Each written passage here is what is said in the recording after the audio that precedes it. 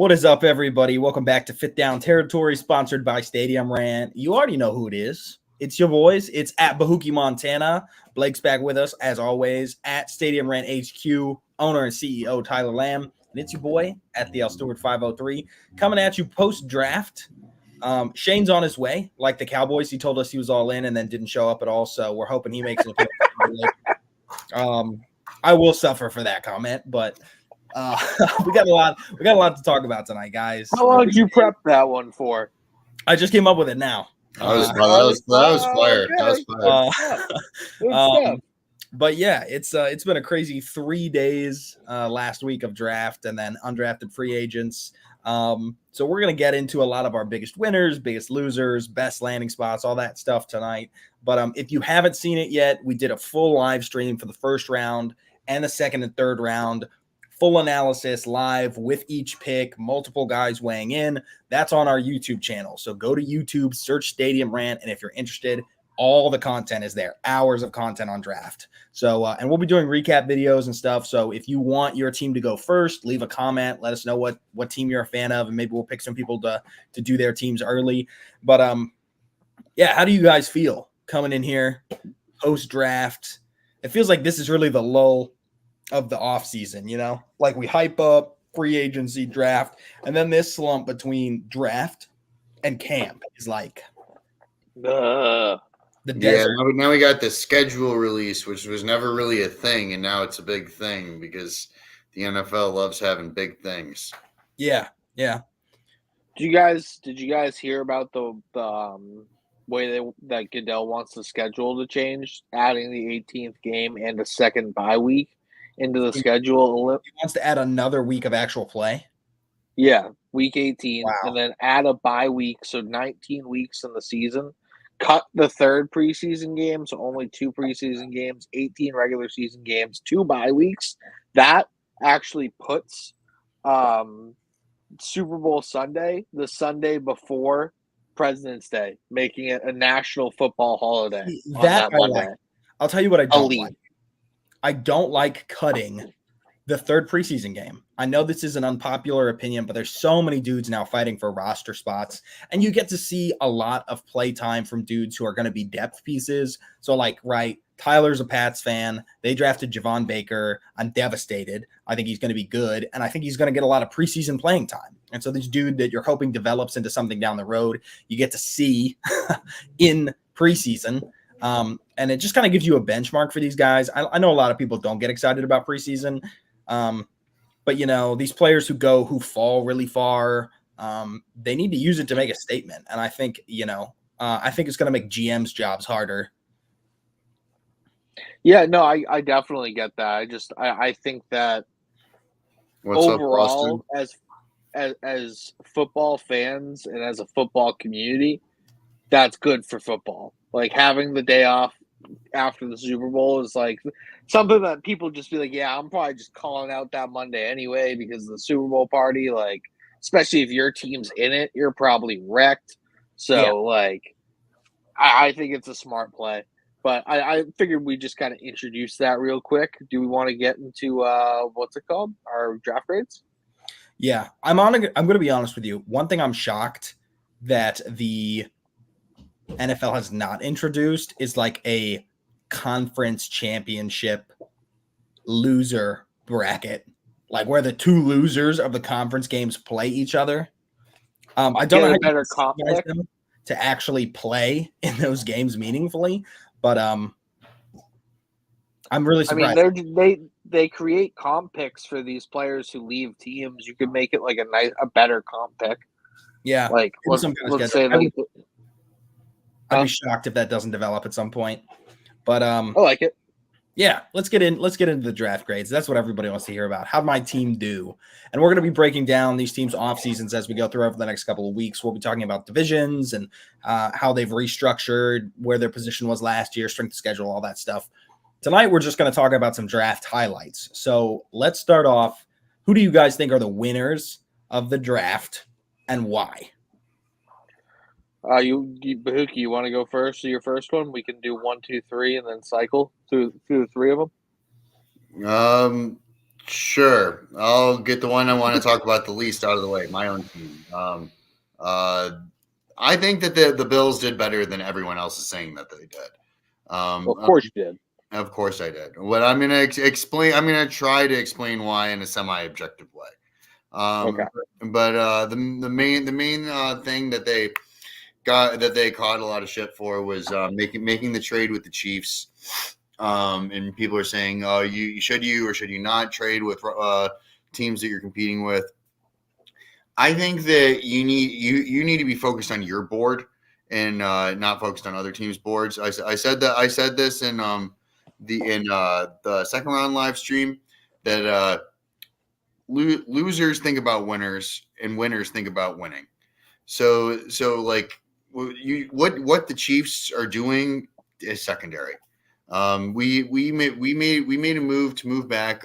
Brandon Bean explained it pretty well that he didn't have any more first round draft grades on anyone who left who was available, and so he made the move to move back twice and was able to get us back into the third round, which wasn't something that we didn't have a third round pick. We had lost that pick in the Roswell Douglas trade, so we got to come in on day 2 with 3 picks. And I want to say that like the average annual value or total value that they saved from moving from pick 28 to pick 33 when they took Keon Coleman was about like $3.2 million. And that's pretty significant for a team who's like up against the cap like we are.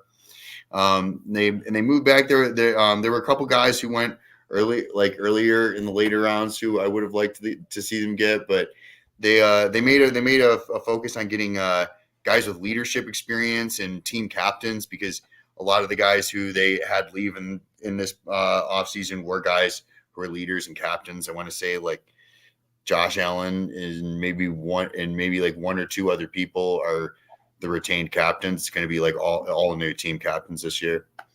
I have a quick thought though, real quick. I heard that the Pats were trying to move up to that same spot, and the Bills ended up blocking them. They wouldn't deal with the Patriots to move back to 34, but they would deal with the Chiefs. I just don't get like. I get what you're saying about focusing on yourself and not focusing on other teams. Totally get that. But like they just won back-to-back Super Bowls. You have to keep that in mind, like when you're dealing with that team, and you basically let them move up to get the player that they wanted. Obviously, it wasn't the player the Bills wanted, or they would have just taken them. But in my mind, if I'm getting a similar type deal from the Patriots, I'm like, all right, word, you can have whoever you want. You can't compete with me right now. As far as like, if the Chiefs add Xavier Worthy, that's just another dude that might be like an issue for you guys down the road. You know what I mean? That makes sense. Yeah, I remember reading about the report that you're talking about, and I was just trying to remember what the exact wording of it was, and I can't remember the exact details, but I know that what you're talking about is a real thing. And it's also worth noting that the Bills made the trade with the Panthers to go from 32 to 33, and they took Xavier Legette. Yep. So I think it had to do with the way the board looked at that time, is what I was reading about, and how they wanted this specific, X big body receiver. They weren't looking for like a burner, because they already have several guys on the roster that are like that. They need a big guy who can go up and get it. And then there was a significant drop off from between Keon Coleman and Xavier Legette, then the next guy who's like that. So what did the Patriots do after they couldn't trade up with the Bills? They traded back because of what the board looked like at that particular moment, would be my retort to that. But you have an argument, and that's something that we get to do. We get to talk about for the rest of the offseason about whether the Bills did or didn't, and it's hard to know until these guys step on the field. But that's enough talk about the Bills. We can move on to the next team. I was just gonna say, who's your favorite pick out of this, and then I'll go next. For the Bills, I really liked the Cole Bishop pick. Much for like this kind of what I was talking about before with why being traded out of the first round because he didn't have any more first round grades. Moving back in the second round, Cole Bishop was the last player that he had a grade on, and he was trying to trade up to get up and get him because he had fallen a little bit. and he wasn't able to trade with anyone. He said like several picks before, and we were lucky that he got to us, and I think he's going to be a plug and play starter for us. So I think the value that we got for him was absolutely incredible. Word. All right, I'll go next. I actually had the Chiefs being the team that was one of the biggest winners. Let me just pull up their. They drafted Here we go. incredibly well. Yeah, I mean, like, I hated how much I knew all these people. Worthy is an absolute massive scheme fit in Andy Reid's system on this team. Him paired up with Hollywood Brown, and like you have 4.29 speed, 4.21 speed on the outside, and depending on the Rashee Rice situation, how much he gets suspended, if he gets suspended, I don't think he's going to be gone all season. So you have him working the underneath routes and kind of being just like way more athletic than people give him credit for. And you still have Travis Kelce. Like, then also adding Kingsley Su'Matia to a team that like doesn't desperately need an offensive tackle this year, but like does need an offensive tackle for the future. That gives him the ability to kind of develop into his potential, because he's got sky high potential on that like in that team, in that scheme, learning from those players they already have there. Jared Wiley could be like a sneaky understudy to Travis Kelce. Like, they have good, decent backup tight ends there. Like, they saw this kid and they were like, all right, he might give us something that like we might need in a few years. Jaden Hicks had a little bit of I think character issues, but he went to the Chiefs. Chiefs kind of do that thing, and they don't mind taking a player with character issues. They mind taking a player who can play. And Hunter Norzad might be like, he's probably just a depth piece for them, but he could pan out to be something. Could play right guard for them. The other two picks I don't know much about, but just the way they work the board, trading with Buffalo, trading with San Francisco, and getting players better, to me at least, than the players that Buffalo and San Francisco got in those trades. So like that's why I gave them that grade. Kevin says, love character issues, prefer chip on the shoulder. JC said it's going to be scary with the Chiefs with an actual wide receiving core. Won't be shocked to see a three-peat.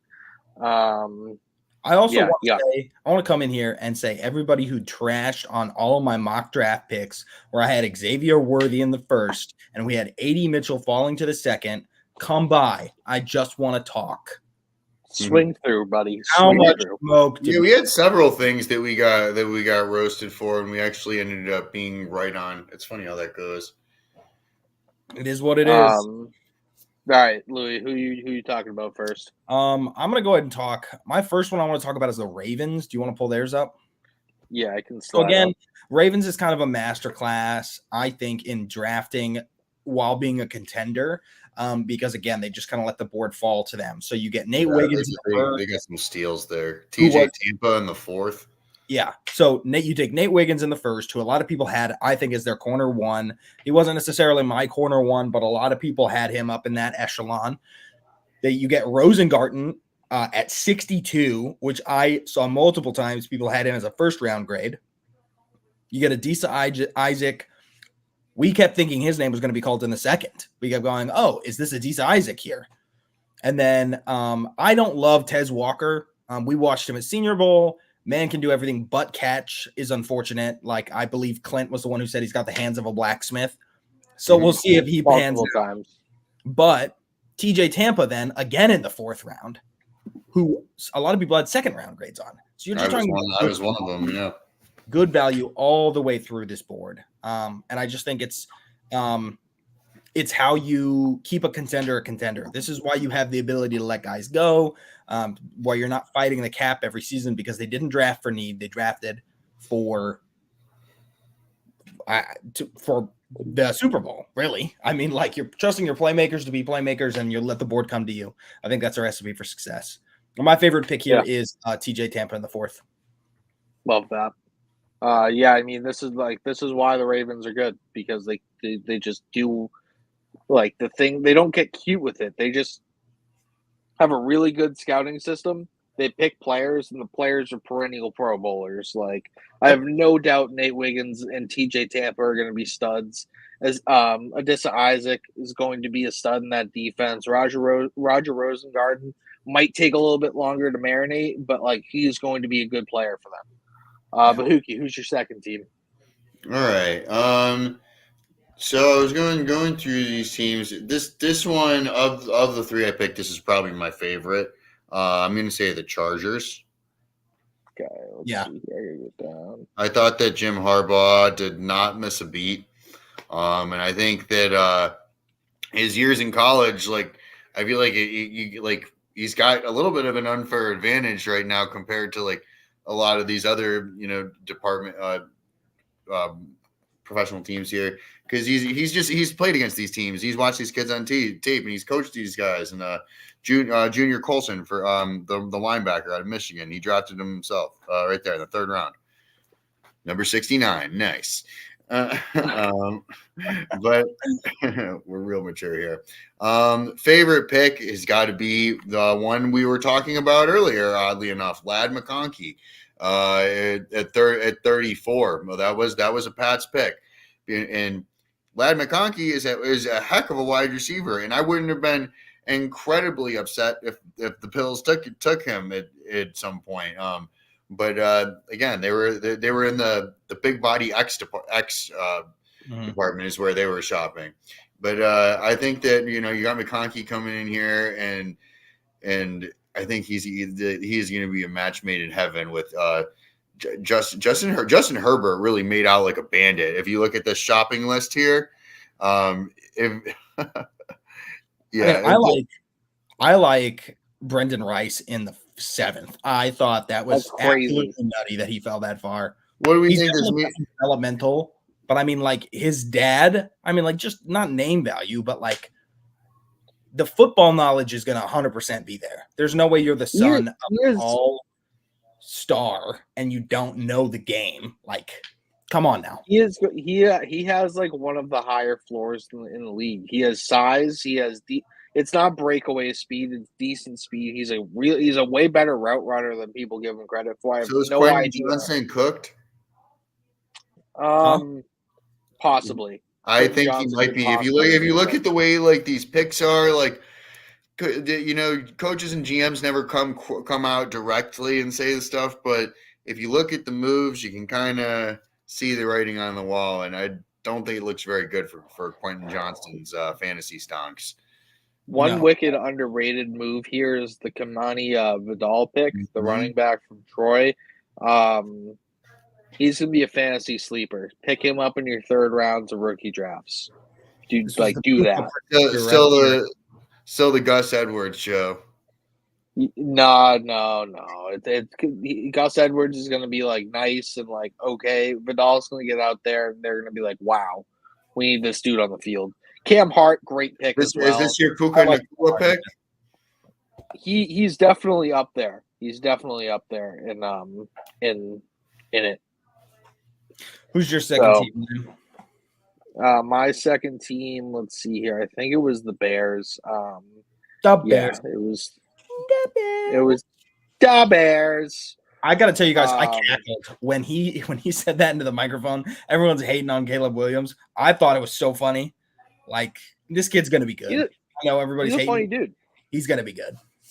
He's got style. He's got swag. Like, let's just look at this draft class. Congrats, Chicago. Like Caleb Odunze, gross, just gross. They got Kieran Amagaji, who I wanted the Patriots to get 7 picks before that, and they didn't. So I think that he was more of a second-round tackle than a third-round tackle. I think they got a developmental player there. Then the pick I also thought could have went at 75 to them. Austin Booker ended up going at 144. That's a person the Pats brought in for a visit. Like, I think he's going to step in and be like that dude next to Montez Sweat, really. Yeah. They only had 5 picks, but they nailed them all. I didn't love the punter pick, but I get it. It's a little rich for me, but then you get a dude who should have gone in the 3rd and the 5th, and it kind of all washes out in the end. Yeah.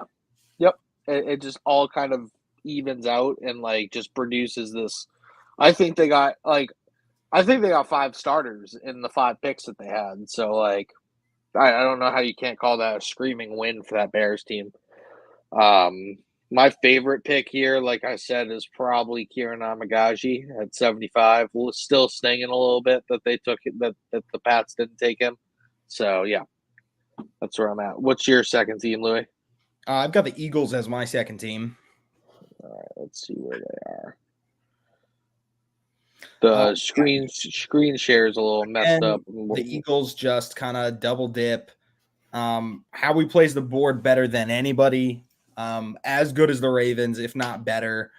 He also was trading like an absolute mad hatter this week. So if you guys follow any content creators and you had, your push notifications on, you probably had your phone buzzing pretty much all weekend. Howie just couldn't help himself. But you get Quinion Mitchell in the first, right? Senior Bowl standout. Blake and I love this guy. He has the speed, he has the size, he has the attitude, I think, to play corner and be a 1. I was actually lower on Cooper DeJean than most people. I don't think he's a safety. I think he's a corner. He wasn't my favorite corner, but getting him at the second, insane, 40, absolutely insane value for them to get both of those guys to the top. Yeah, that's like that. Yeah. The double dip here at the top is good, and it's good value. I don't love double dipping on positions back to back because then it means like every other spot of your roster is pretty much going to be, kind of ignored a starter. I don't know that I think Jalix Hunt is a starter on this roster. Will Shipley, they paid a bag to Saquon, so he's not going to start. I don't know much about Anais Smith. Jeremiah Trotter Jr. Is not a starter caliber to me. So you get 2 really good ones at the top, and I think that's going to float this draft class because they're still in Super Bowl contention, right? Let's not get it mixed. I would have liked to see a center go, just a little bit of depth. I know they have their guy already. Oh yeah, thank you. Scroll down. There it is. And pick. So they did take the center. So yeah, I think they I was literally just about to say don't sleep on Dylan McMahon either. Like he could be a starting center for them. Yeah. So I think, I don't know that this is like a long-term roster elevation, but next 2 years with the guys that they have, I think you can ride this, and I think you can just run right back into playoffs. Word. My favorite pick was Cooper DeJean, obviously. Yeah. I get that. Bahookie, go for your third team. So yeah, the third one was a tougher one for me to pick. I decided to go with the Detroit Lions here because for all of the flowers I gave Brandon Beane for being prudent and pragmatic, I loved that they went up and saw Terry and Arnold falling in the first and said, we got to go up and take this guy, and really leaned into it to filling their need with a real difference maker. And that's what I really was hoping the Bills would do this year. But there's a reason Brandon Beane's in that spot and I'm in this spot. But and then again, kind of going off of what you just said. You said you're not a fan of the double dipping, but Ennis Rakestraw Jr. He's a pretty solid guy to be getting in the second right there. And that same deal for them and Philly. Both needed DB help. And again, that's another thing that I wish that the Bills would have done is get a second wide receiver. So yeah, I really liked the direction that they went here, and I told you that my favorite pick was the move to go up and get Terry and Arnold. Yeah, I love the fact, right? We talk about these guys went to the NFC Championship last year on some pretty bad corner play, and then you lose Cam Sutton in the offseason due to circumstances you can't control. And then to get Mekhi Wingo in the 6th after the run on Christian Mahogany too, and then Christian Mahogany in the 7th really rounds out this for me. They were another one of my favorites, a top 5 draft in this class, I think for sure. Brad Holmes did it again. Brad Holmes is quickly proving to know what guys fit his schemes, and I think the Lions are in perennial contention as long as they get Goff's replacement sorted. Yeah, I could totally see that. The last team that we're going to talk about for winners, and then we'll move on to the losers after a quick fantasy rant plug. The last team we'll talk about now is the Pittsburgh Steelers, and I think I'm going the wrong way to get to them, so give me a minute. I still got to do my third. Okay. They're right after the Okay. Eagles. Yeah, it's the first letter. You're still going.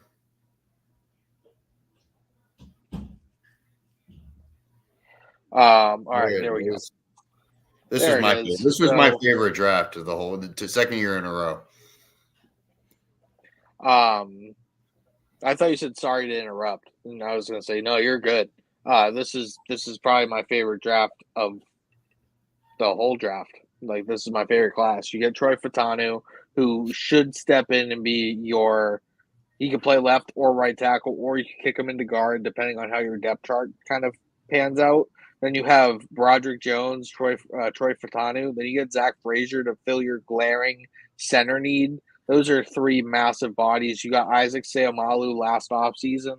Like, you've completed your, like, all right, let's rebuild this offensive line thing that you, like, dictated 2 seasons ago. You're like, we're going to have a better offensive line. Here we are. This is a much better offensive line with a whole bunch of potential. Roman Wilson, excellent pick. He's going to be a stud in this team on this team because the Steelers pick wide receivers in the second and third round like nobody else does. There's a definite need to fill there for Deontay Johnson. He just steps right into that role. I think he's a similar type player. Peyton Wilson was widely regarded as a first-round draft pick. He went into the third, almost pick 100. To get him at pick 98 at the end of the day, too, absolute steal. Mason McCormick could come in and be your other guard, left guard right there. Logan Lee, big body, can kind of help with your defensive line. And Ryan Watts, a developmental cornerback, could play on special teams. But they just nailed it. First 5 picks of this draft, absolutely nailed it. I think every one of them will be a plus starter on this team. Agree. And it's pretty much, all offense. You've got Peyton Wilson in there at linebacker, but the other 4, all offense, 3 of them offensive line. They clearly came in with a plan and were able to execute it, I would say, flawlessly. So, yeah, agree. I think they could potentially have 6 starters from this class. I don't know if that actually ends up happening, but it's plausible. Stocks up for Najee Harris, honestly. Like, people are down on him after the past 2 years, and if you could, like, finesse somebody and get him for like a late second round pick in 2025, or like add him in on a bigger type deal that somebody doesn't really want him, like that's what I would be doing, because like the offensive line hasn't been all that great and he still has produced pretty well for that being the case, and now it just got immensely better. So yeah, go for it, Louie, on your third. My third and last team is the don't remember who I put here. Is the Commanders. Okay, this is my hot take one. I tried to come up with one that I feel like a lot of people weren't going to talk about. I really feel like Washington did everything that they needed to do here. They've got 4 of my favorite players in this draft. Jaden Daniels, I think, was the clear-cut QB2. I know Lamb was really sore that he didn't fall to 3. I think he's going to be Lamar light much more than he's going to be Justin Fields plus. Johnny Newton, I was praying would fall to the Texans pick. He didn't. I know there's medical concerns, but if any team is not in a rush to get to the playoffs and can wait on his development and healing, it's this team. And he is the best defender in this class, in my opinion. He had the best tape. He commanded the most attention. Like, you can make your arguments about Latu or Verse or whoever, but I feel like this guy kind of is him, low-key. Mike Sarin still is another dude that I was surprised fell this far. He's probably the best slot corner in this class.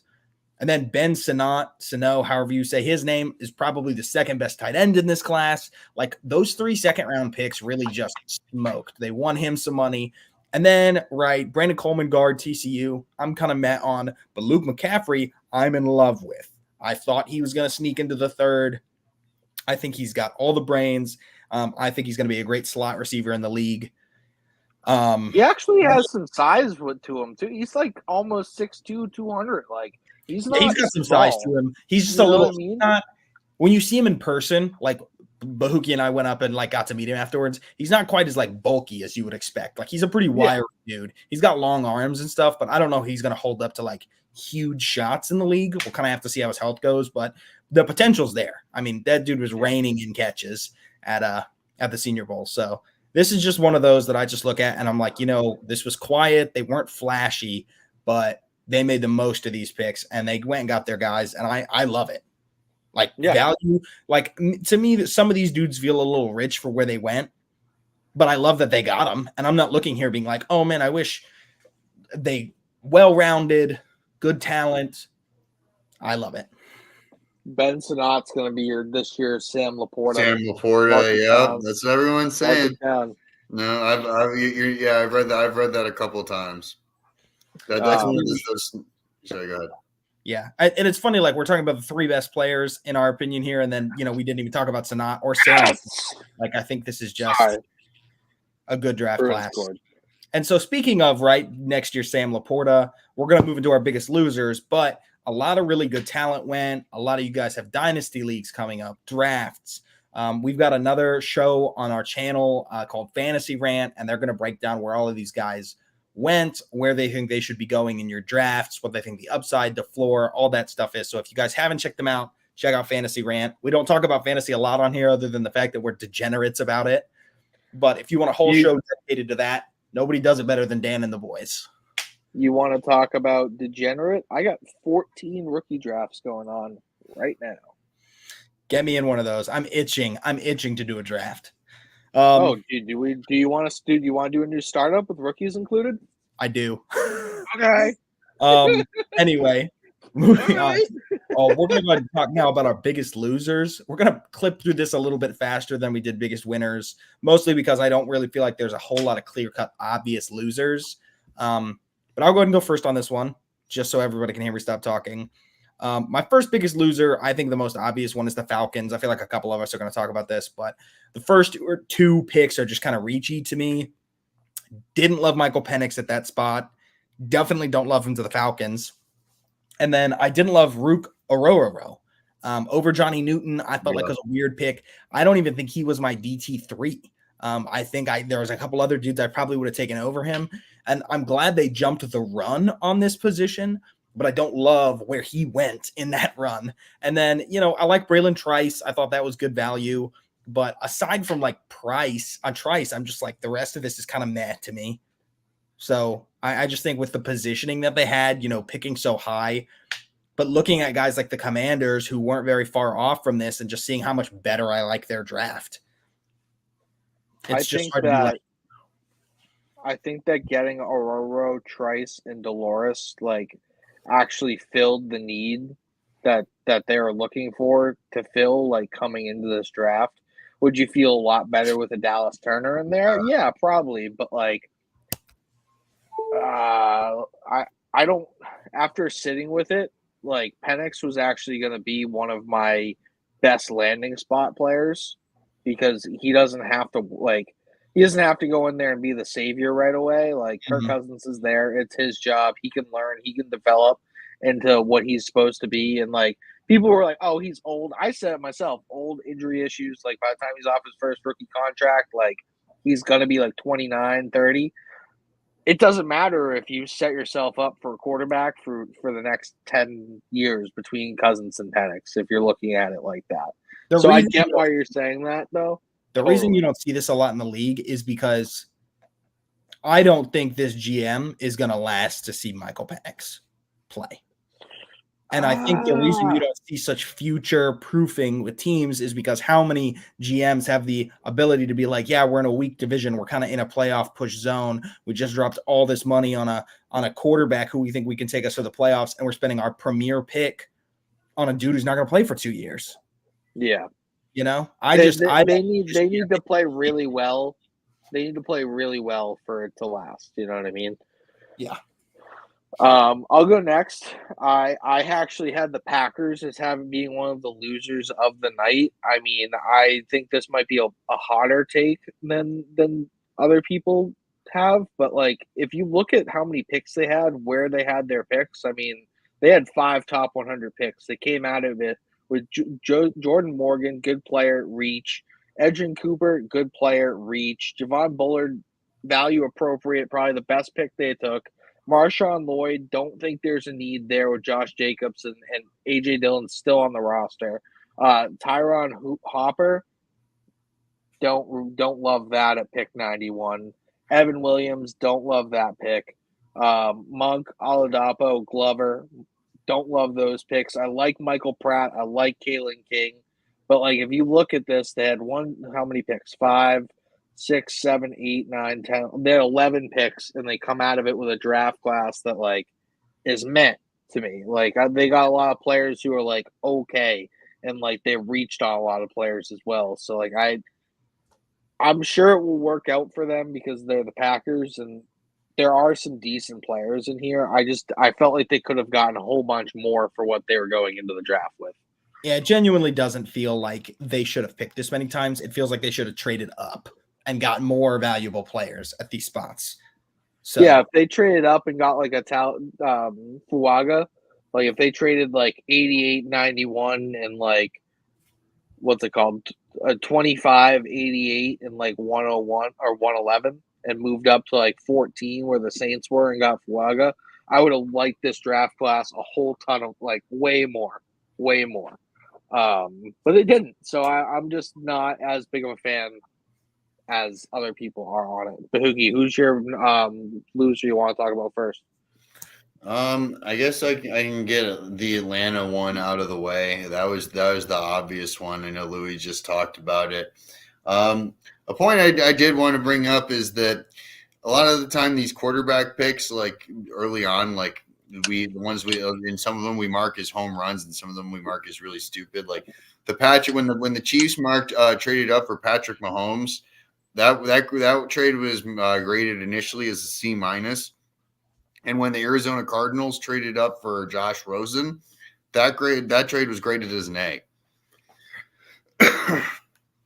So just to keep everything in perspective here, like sitting back about it, like I guess like what the Falcons are doing here isn't entirely different from like what the Chiefs did when they traded up for Patrick Mahomes. They did have Alex Smith, who was kind of a journeyman, playoff caliber quarterback, but obviously has a ceiling.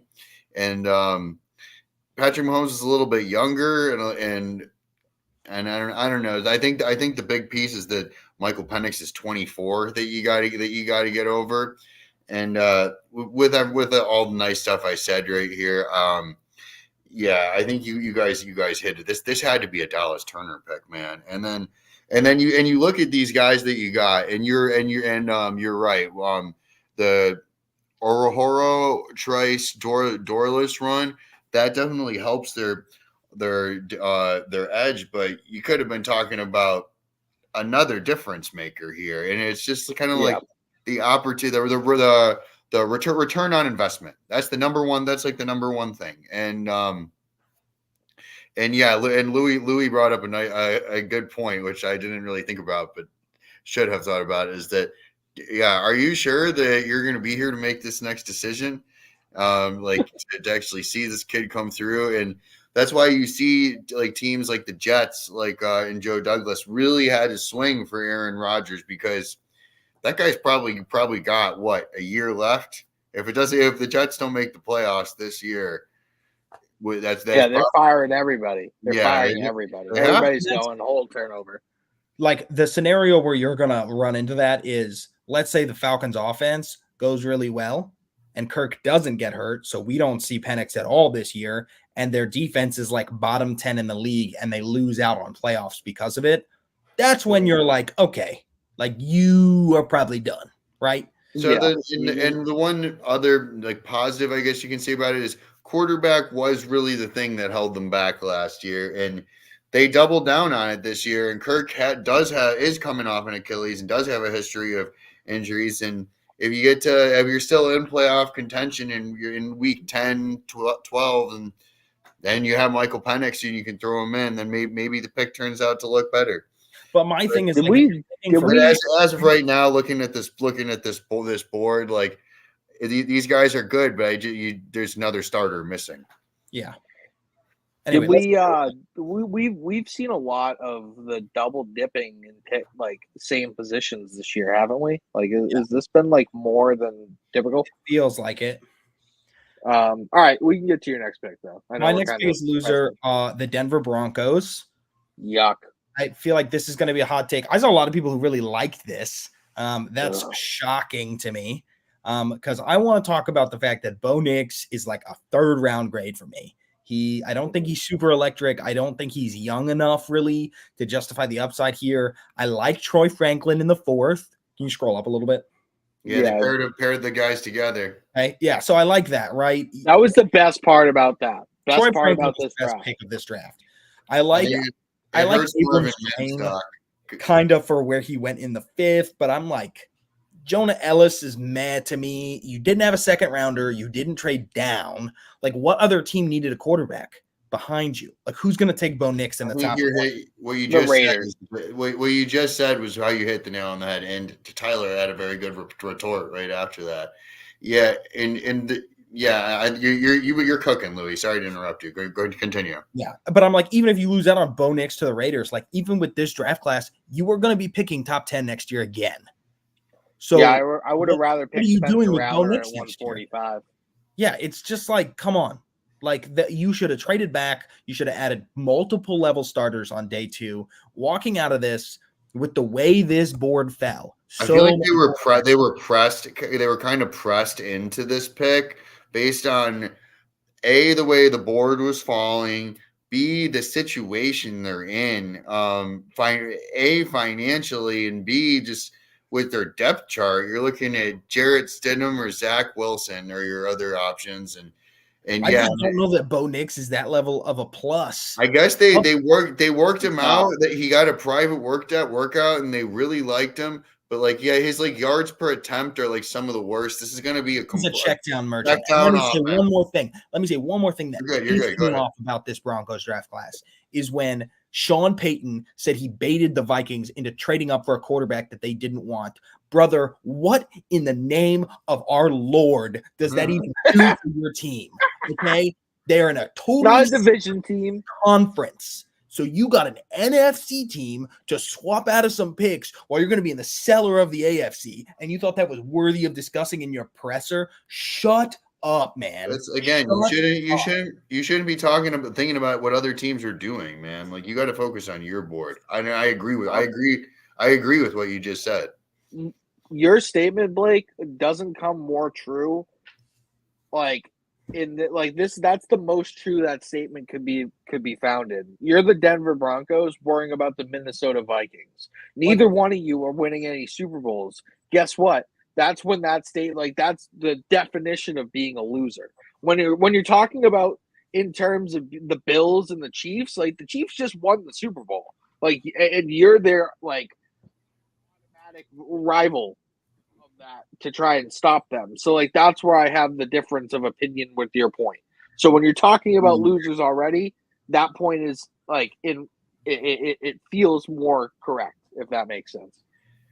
Yeah, I get it, but I mean, I don't know. This is something that we could go back and forth on, so I don't want to spend too much time on it. But for sure. But the Chiefs are going to get better regardless, and we can't be wasting our energy thinking about what they're going to do. We got to be using our energy thinking about what we're going to do. And the only thing I'm asking you not to do is trade picks for them to get better players. That's all. When I traded Travis Kelce to Corcoran. Yeah, but I tried to do the thing where you would have traded with the Patriots. That was before my time. That was before my time. I don't know that. All right. Anyways, let's get back in. Let's get back into it. We're getting a little off. 17 minutes. We got a lot of segments left. Yep. Sorry, getting sidetracked. My bad. So one of my losers of this draft is definitely going to be the Raiders.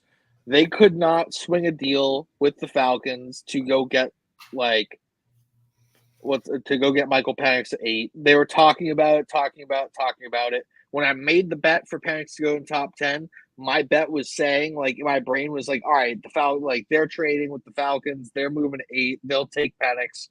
And then instead of getting a quarterback, you draft Brock Bowers, who probably was your best player available, but you just used pick 34 last year on Michael Mayer. You're not even going to let that kid develop.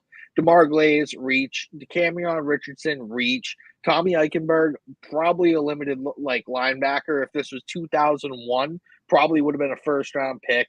Dylan Labe is the best pick on this board. He is going to be a fantasy stud as well. You got Zamir White on the depth chart, and like he is not the best passing downs back. Labe caught almost 200 passes in college for over, I'm pretty sure it was over 2,200 yards and 10 plus touchdowns. I know it's at the University of New Hampshire, but you can't, like, they were force feeding the ball to him in places. So I think he was my favorite pick. Jackson Powers Johnson, second favorite pick. The rest of the board, absolute crap, shite, poopy. So that's kind of how I feel about the Raiders. I appreciate the Raiders changing their strategy a little bit and going with safe picks this year because of how poorly everything else has panned out. But scared money don't make money, as Blake always says. So I feel like this is a little bit of scared money playing here. I think if they didn't take Mayer last year, 35, if they didn't take Mayer last year at 35, I would have loved this Brock Powers pick. But like you're essentially taking a top 35 pick from last year and just throwing it away. Like you guys could have had like a Puka Nacua at 35 and just you took Michael Mayer. Dude, you want to say that for like every tight end like this, and it just doesn't seem like it works out. It doesn't. So I think that Bowers is actually going to hit. That's not my problem. My problem is with where your draft capital assets are allocated over the past 2 seasons. So, Louie, you're going next, right? I think Blake goes now. All right, Blake, who's your second worst? The Cleveland Browns, and a lot of this has to do with the Deshaun Watson trade. I want to take some time and talk about how terrible that trade was, and the fact that we're still at, like, it's still like the effects are still being felt today. Should have kept Baker Mayfield. Hype me up, chat. Hype me up. Like, yeah, no, literally, you guys absolutely cooked them. It's literally like one of the biggest, like, this is up there with like the Celtics trading Paul Pierce and KG to the Brooklyn Nets. Like it's that. They also turned around and gave him $250 million fully guaranteed, whole contract, whole thing, okay. all of it, whole bag. To be fair, the only reason he went there was because of the contract. So people say like, oh, you traded for him and then turned around and did this. They really did that as a way to facilitate him waiving his no trade clause to Cleveland. So yes, I think it was bad. Stupid. Bad. And I think history will correct that error from ever happening. But let's move on from not only Deshaun Watson, but the first pick, Mike Hall Jr., that one I could have walked in. That pick was easy. We knew there, but Zach Zinter, Jamari Thrash, not very high on those guys. I know Louie, you kind of said you like Jamari Thrash. In the process. In the fifth, I don't hate Jamari Thrash. He's the most unsexy pick there is in this draft. Yes. And Zach Zinter had massive, coming off a broken leg. Yeah, dude broke his Zach Zinter broke his leg in November and like didn't go through any of the pre-draft process. So he's a massive question mark. And yeah, Jamari Thrash. We'll see where this guy fits into this crowded receiver room in Cleveland. It's a lot of crowded. It's a lot of mid. Amari Cooper is that like he's safe. Like you got Cooper, Judy, Elijah Moore, Cedric Tillman, Jamari Thrash. Like I think you might only come out of that with one solid wide receiver in Amari Cooper. Like that's bad. Yeah. I was a big Jerry Judy guy. His fall from grace is hitting me hard right now. But yeah. But yeah, the combination of the lack of capital and all the stuff that you're in, like how short this list is compared to like some of the other lists that are, and the picks that they made were just mid at best. So I wanted to take a moment and talk about that terrible Deshaun Watson trade. Shout out Dan Baker. Browns had a shitty draft. Okay. All right. Louie, my last team. Yeah, my last biggest loser and my hot take. Everybody in the AFC South, here we go. You know what time it is. It's Jaguars trash talk time. Yeah, I saw you had hot take, and I was like, Louie trashing the Jags is never a hot take. I want to explain it. All right, you got it. Your floor is yours. You got to go back up. So they take Brian Thomas Jr., They trade back and he still falls, which let me tell you, Thursday night, I was heated. I was so mad that this guy fell. I think he's really talented. I think he's going to be an A-plus starter in the league for a really long time, and I don't think there's enough competition here to keep him from being that guy. But then everything that happens after, I just have so many questions on. I'm waiting for the picks to come up here. Tyler's I'm working on it. It goes, it's yeah. not like scrolling the right way. But they took Mason Smith, I believe, is that his name? In the second, they took a defensive tackle from LSU in the second, and I was like, this isn't the defensive tackle from LSU that I would take, Mason Smith, DT LSU. And I was like, that's kind of weird. And then they take Jaron Jones, and I'm like, that's fine. Corner was their biggest need going in. I don't feel like they addressed it very well. And then they take Jordan Jefferson in pick 4, who is Mason Smith's backup, which is confusing as heck to me with Mekhi Wingo still on the board. And I like this Javon Foster pick, honestly. That was a good pick, I think. Yeah, and then you take a kicker in the 6th, which they need a kicker, but also, like, I don't know. It's uninspiring to me. I don't think Mason Smith is really going to start on this team.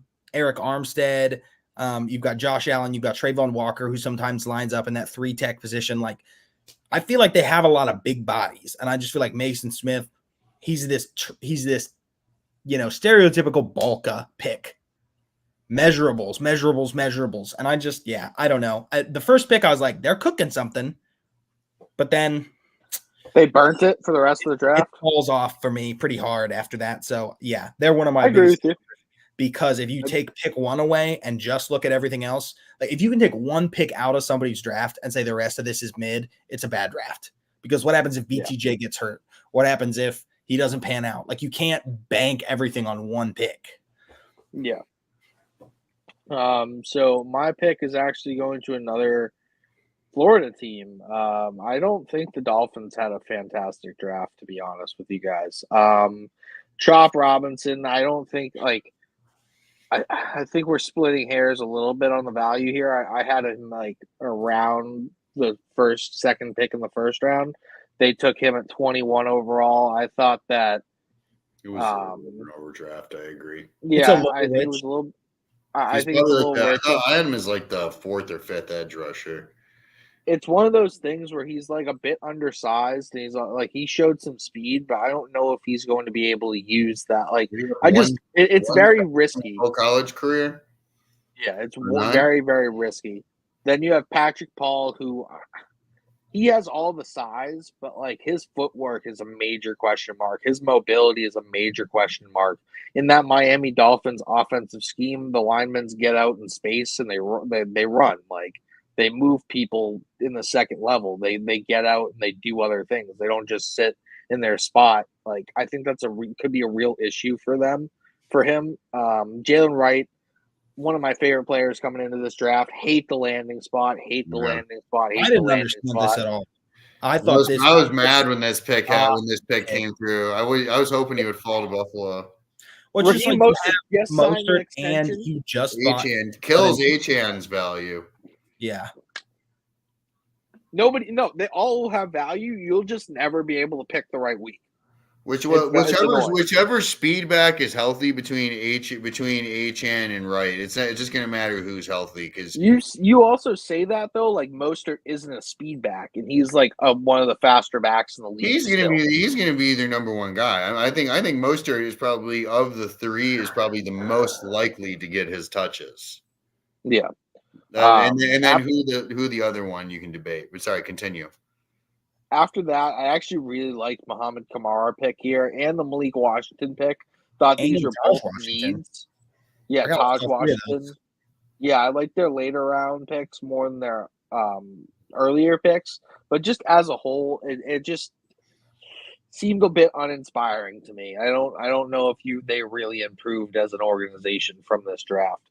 Blake, what is your last one? Keeping it in the AFC East. The goddamn Jets. I knew you weren't talking about my team.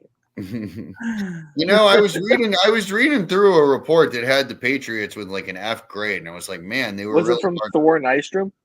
That was one of the Fantasy player? guys. Yeah. Yeah, he can suck one. I thought With that respect. I thought that was pretty harsh, honestly. But I could see what some of his arguments were. I get it. Anyways, I don't have the Patriots graded as an F. I think the Patriots finally have a plan. I don't know if that means they're going to be competing this year, but they actually at least have a plan moving forward, which is more than they'd be able to say. Totally go with the plan. Jets. Yeah. I don't like the direction that they went here. Like they're in win now mode, right? They have a year, maybe two with Aaron Rodgers. They got to be swinging for Brock Bowers or Rome Odunze.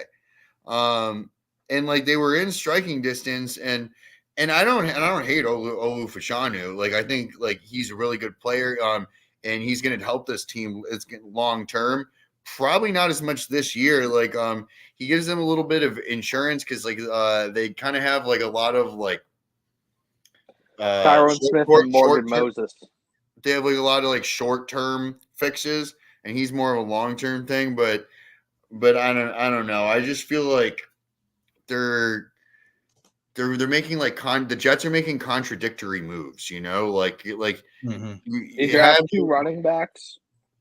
Like we were talking about with like the point. Oh yeah, and Malachi Corley. I'm not as high on him at wide receiver like as some other people. I think he's going to be a guy who's going to have to be like a gadget type guy, like more like a running back playing wide receiver type. But and Braylon Allen, nice running back. You're behind Breece Hall. You're not seeing the field. Jordan Travis, coming off of a whatever he hurt. It was an ankle injury. It was a massive knee injury. Okay. Awful to watch. He's a project. Another running back who's also not going to play behind because of Breece Hall. They got a Canadian Football League guy, Qantas Stingers. Gosh, it gets worse and worse. Yeah, I'm sure New York, the heart of America, is really going to appreciate a Canadian playing for their team. Jeez. That seems like a logical fit. So yeah, I really thought I've been saying that I think that this is a year where the Jets will. I don't know about win the division, but I think they can take a step past the Dolphins because I think the Dolphins are the biggest pretenders, and I've been on that hill for forever. And I think the Jets have been an incredibly unlucky team, especially in the injury department the last few years, especially with the Rodgers injury. But that's been who they've been the last few years. So I feel like the Jets are due for one less unlucky year. But then I see this draft class, and I'm thinking like, guys, this is why you're always picking in the bottom top 10, top 12 picks every single year because you do this junk. So I'm going to say, just add to your point. That wasn't thinking junk. I like the Olu Fashanu trade, but I hated that they did not trade up into the second when these receivers started falling. When A.D. Mitchell's there in the middle of the second round, I was like, this is where the Jets need to say, screw that future second, screw that future third. I want to pick right here. Again, you have Aaron Rodgers now. Yeah, you know? I'm a bit higher on Corley than you are, Blake. I think that he can be a dynamic slot player for them, and I actually really like that pick. But like right now, the next five are bad. But I didn't like him more than Roman Wilson, who was still on the board at this pick. The only playmakers they have are Garrett Wilson and Mike Williams for 10 games this year, and Breece Hall. Yeah. And well, I'm talking about like on the outside as pass catchers. They don't really have a tight end either. They didn't address that whatsoever. Yeah, and Brock Bowers is so much more than just a tight end. You can use him as a slot wide receiver, you know, and he's a guy who's going to get you yards and push the ball up the field. I mean, I don't know. I don't get it. But anyways, that's the Jets. All right. Do you want to do favorite pick of the whole draft real quick, and then we get out of here? My favorite pick, like what I think like fit wise to me, I'm gonna say Blake Corum to the LA Rams. I think they're really committing to a gap scheme run instead of a zone run scheme. And I think Corum is just like a perfect addition. Anyone who thought that not Cam Akers, Kyron Williams. This kills his stock. Absolutely. Well, anybody who thought after his injuries and his size and his draft investment that he was going to stay a bell cow, you're dreaming. Blake Corum was 100% on my radar to go to the Rams or one of these running backs, and I just feel like it fits. I dished him in Dynasty last year, and I feel better about it after that Blake Corum draft. I traded him straight up for Nico Collins right before the Tank Dell injury. I got Deontay Johnson. Kyron Williams is actually he's gonna survive this. Don't worry. He was too valuable to that team. I think Corum's gonna fit in and take a little bit of the workload off, but I still see in a McVay system, he gets his guys the ball, and right now Kyron Williams is his guy, so I wouldn't worry about it too much. My favorite pick in this whole draft, I'm gonna sound like a homer here, but it was Javon Baker. I feel like a lot of people, a lot of fans that I talked to, a lot of people in the industry that I talked to were like, man, I really want my team to draft Javon Baker. I really want my team to take him. He was a late one crush for me as well. Good value, it just so happened that my team was the team that took him, and then he comes out of the cut being like, "Oh, I'm bring your popcorn. I make people in wheelchairs stand up." He's talking about him, Drake May, Jalen Polk bringing winning mentality back to Boston. He's like, "Oh, it took too long. Y'all are gonna find out, why you didn't pick me. You're gonna regret it." I don't think the Patriots have had something like that at the wide receiving position, and maybe since Randy Moss. I don't think he's Randy Moss, but I think he has attitude, personality, and swagger, and you need all those things if you're going to be an elite wide receiver, because it's one-on-one. It's out there. You need to be a little bit of a head case. I think he brings that energy, and just watch out. That kid's going to be special. Bahookie, go for it. Yeah, I kind of alluded to it earlier when Louie was going through his teams. That double dip of Quinion Mitchell and Cooper DeJean, my word. Those are two guys who both could have gone in the first round. I think Cooper DeJean might have been a little bit of a reach where Philly was picking. But for them to sit back and have Quinion Mitchell fall into their lap without them having to give up any capital, and then come back around and get Cooper DeJean, I still can't believe the value there that they got. That's really what kind of pops out the most from this past weekend, because I feel like those guys are really going to be difference makers. If there was a line on FanDuel for what team got the best value in the draft, every year without fail, go put $100 on Philly. The Steelers are a good choice. You'll be out. The last 2 years, the Steelers have been my favorite draft. Yeah, which says something. They're going to be that up and coming team, and they're if they figure out if Justin Fields turns out to be their long-term starter at quarterback and they figure it out, that team's dangerous, man. Watch out. But they have to get rid of Arthur Smith first, then they can be dangerous. Mm-hmm. Anything you guys want to plug before we get out of here?